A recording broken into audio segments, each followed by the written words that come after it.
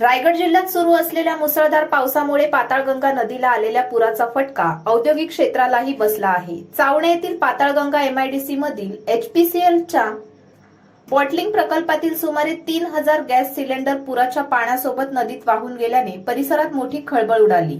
मिळालेल्या माहितीनुसार कंपनीच्या आवारात भरलेले आणि रिकामे असे सुमारे 3000 सिलेंडर साठवून ठेवण्यात आले होते। मात्र पुराचे पाणी अचानक आवारात शिरल्याने हे सिलेंडर पाण्याच्या वेगाने प्रवाहात वाहून गेले। या घटनेनंतर पेण तालुक्यातील खारपाडा परिसरात नदीत मोठ्या प्रमाणात सिलेंडर वाहत येताना दिसल्याने नागरिकांमध्ये एकच चर्चा सुरू झाली। काही ठिकाणी स्थानिकांनी हे सिलेंडर सुरक्षित ठिकाणी अडवण्याचा प्रयत्न केला। घटनेची माहिती मिळताच जिल्हा प्रशासनाने तात्काळ चौकशी सुरू केली असून परिस्थितीवर लक्ष ठेवण्यात येत आहे।